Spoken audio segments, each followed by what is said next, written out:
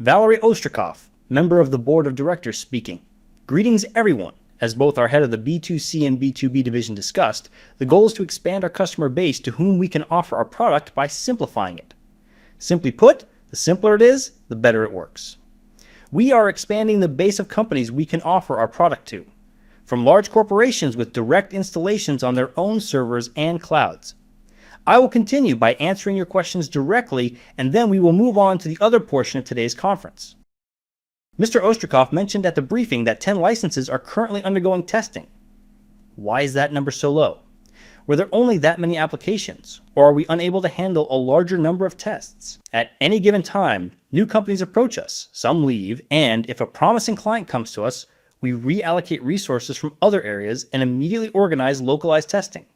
For example, this is happening now in Saudi Arabia, where a group of engineers reached out to us.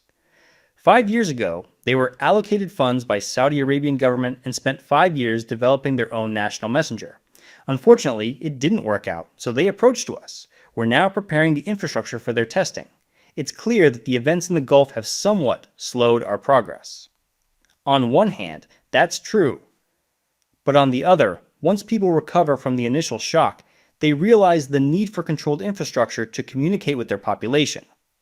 That's why our technology is in high demand.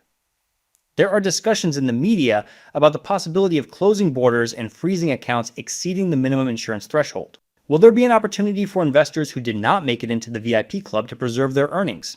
Is it possible to provide consultations for smaller investors or recommendations on how to proceed within the legal framework?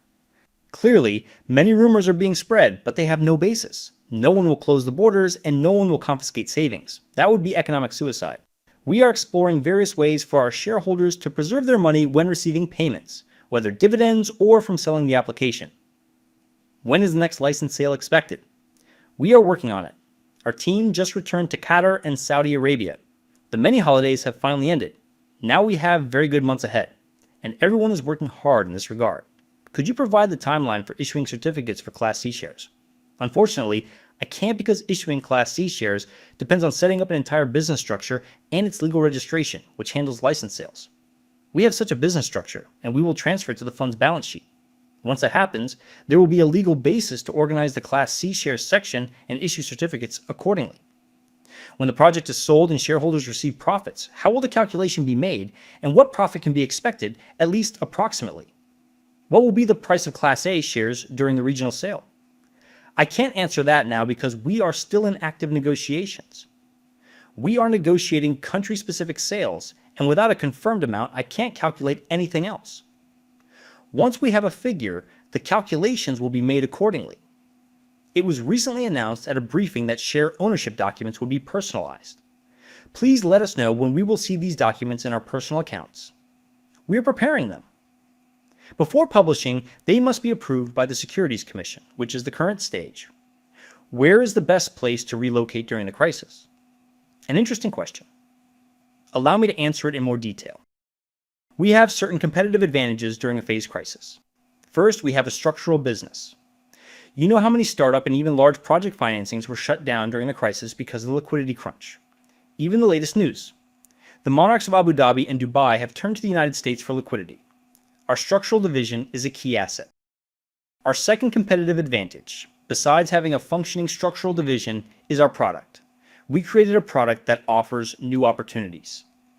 A new form of commerce, new money, new professions, new types of business opportunities. So where do people tend to go? They go where new niches open up.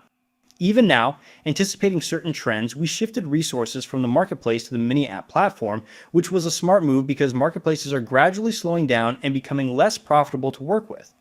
We understand that only new forms that are attractive and efficient for people will succeed. This is like a pendulum effect. When you make the first decision right, then the second, the third, they build on each other. Even if you make a wrong decision along the way, it can be offset by other correct decisions. The pendulum effect works the same way with wrong decisions. But the fact is, we created the platform. Not fully yet, of course, because monetization hasn't started. We're diverting resources to develop 2 products. We do all this to start generating cash flow, so the app begins to earn. In any case, what we created, a new form of commerce, new money, internal settlement units, new professions, new types of business. This is what attracts people. Our competitive advantage lies in the fact that we have clearly defined ourselves, and we have no doubts about our decisions. We constantly engage in an internal strategic dialogue. Every Monday, we gather our top executives, and everyone shares any thoughts that come to mind, anything related to the business. It is very interesting and insightful. Our team is diverse, spread across the globe, and brings in many fascinating perspectives. That's why we have no doubts, we're not weak, and we keep moving forward.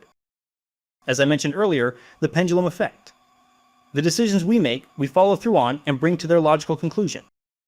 On this note, I would like to thank you for your time thus far, as I am now passing the word to Mr. Kachanovsky, member of the board of directors, who will finalize our conference today.